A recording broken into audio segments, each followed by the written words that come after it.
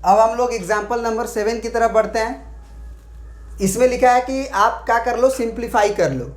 और क्वेश्चन क्या है आपका, x प्लस वाई का होल क्यूब और फिर माइनस एक्स माइनस वाई का होल क्यूब और minus 6y into x square minus y square.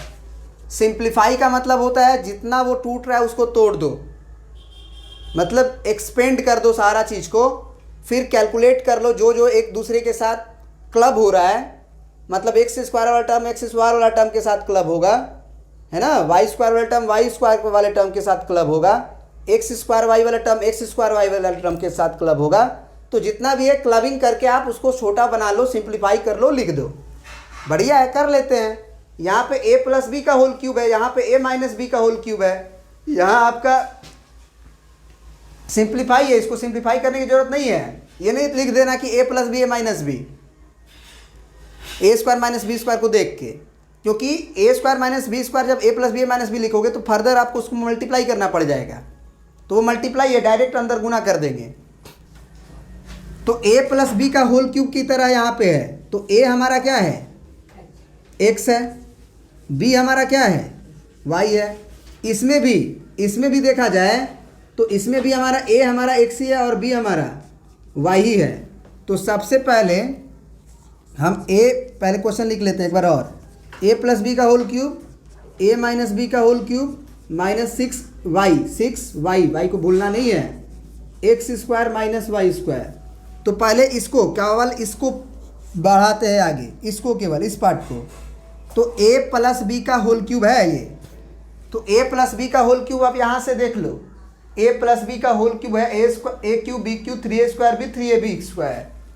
तो a का क्यूब होगा x का क्यूब, b का होगा y का क्यूब प्लस 3a का स्क्वायर होगा x का स्क्वायर और b का नाम y, फिर प्लस 3ab स्क्वायर। तो a का नाम x है और b का स्क्वायर मतलब y का स्क्वायर। फिर यहाँ माइनस है तो यहाँ ब्रैकेट देना ज़रूरी है, यहाँ ब्रैकेट देना ज़रूरी है क्योंकि ये माइनस इस पूरे में है। तो a माइनस बी के होल क्यूब तक ब्रैकेट रहेगा।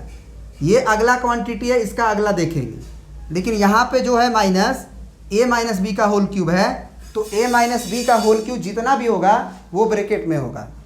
तो वो कितना होगा आपका, a cube minus b cube minus 3a square b और प्लस 3ab स्क्वायर, यहाँ तक ब्रैकेट क्लोज। फिर अगला का कहानी शुरू होगा। तो ये है आपका minus 6y into x square minus y square. अब क्या करेंगे भाई, अब ये माइनस को अंदर भेजेंगे, उस 6y का भी अंदर गुना करेंगे। तो यहाँ से हो जाएगा तुम्हारा x cube plus y cube, इसको तो झेलना है, मतलब प्रिंट करना है। ये तो गुना उना कुछ है नहीं, सब गुना ही है। ई अंदर जाएगा तो हम बोले थे कि माइनस अंदर जाता है तो साइन चेंज कर देता है, जो प्लस में है वो माइनस में, जो माइनस है वो प्लस में। तो एक्स क्यूब के सामने प्लस लिखा हुआ है तो ई माइनस हो जाएगा, क्योंकि माइनस प्लस माइनस, फिर ये माइनस माइनस प्लस, इसीलिए बोला जाता है कि माइनस प्लस में बदल जाएगा। फिर माइनस माइनस प्लस, इसीलिए बोला जा रहा है साइन चेंज हो जाएगा। तो साइन चेंज होना, साइन बदलना सब एक ही है, minus plus minus 3xy square.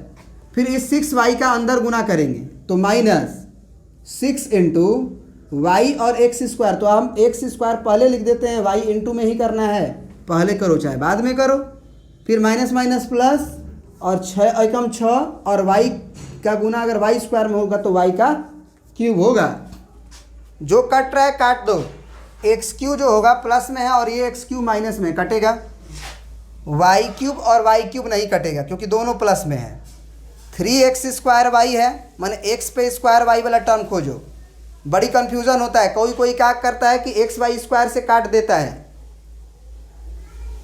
x का पावर 1 है, y का पावर 2 है, तो अपने दिमाग में रखो कि हमको x का पावर 1 और y का पावर 2 वाला क्लब होगा, तो वो x का पावर 1 और y के पावर 2 के साथ ही क्लब होगा। x पे 2 है, y पे 1 है, तो x पे 2 है और y पे 1 है, ये वाला टर्म, क्या ये कटेगा? अब कोई इसको देखा और इसको देखा, काट दिया, गलत कर दिया वो, क्योंकि x पे पावर 2 था जबकि इसमें x का पावर 1 था, y का पावर 1 था जबकि यहाँ y का पावर 2 था। तो इस बात का भी ध्यान दोगे। यहाँ पे देखो ये वाली क्वांटिटी जो है वो 3x का पावर 1 y का स्क्वायर है, यानी x का पावर 1 y का स्क्वायर वाला टर्म ढूंढो। तो x का पावर 1 y का स्क्वायर ये कट सकता है क्योंकि ये वाला प्लस है और ये वाला माइनस है, काट दो। अब तो कुछ बचा नहीं। हाँ, ये कह सकते हैं कि y का क्यूब और यहाँ से y का क्यूब एक साथ मिलके कितना हो जाएगा, 2 गो y का क्यूब, क्योंकि एक y क्यूब यहाँ एक y क्यूब यहाँ प्लस में है।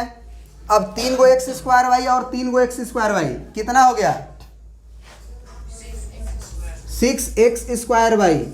तो जिसको हम कर दें उसको टिक भी कर देंगे। वाई क्यूब को टिक कर दिए दोनों जगह, इसको भी टिक कर ही दिए। अब जो है इधर कुछ बचा नहीं, बचा है -6x स्क्वायर वाई। तो -6x स्क्वायर वाई लिखेंगे और तुमको नज़र आ गया होगा कि अब ये भी अगले स्टेप में कटेगा। +6x में स्क्वायर वाई है और ये भी x स्क्वायर वाई ही है, प्लस और माइनस कटेगा। तो बहुत प्यारा सा रिजल्ट तुम्हें दिखाई दे दिया, 2y का क्यूब अब प्लस ये तो जुट जाएगा, y का क्यूब और y का क्यूब तो सेम टर्म है ना। तो 2 गो y क्यूब और 6 गो y क्यूब, 8 गो y क्यूब। ये आंसर लिख दो आप। इसको आप 2y का होल क्यूब भी लिख सकते हो, नहीं लिख सकते हो, लेकिन सिंप्लीफाई किया है तो मतलब पूरी तरह से तोड़ना है। तो 8y का क्यूब ही आंसर होगा। समझ गए? प्रिंट कर लीजिए। और भी कुछ पूछना है तो पूछ लीजिए। अगले क्लास में आप लोग एक्सरसाइज 3E जो भी हो कंप्लीट कर लीजिएगा। उसके क्वेश्चंस को हम लोग अगली क्लास में डिस्कस करेंगे। Thank you.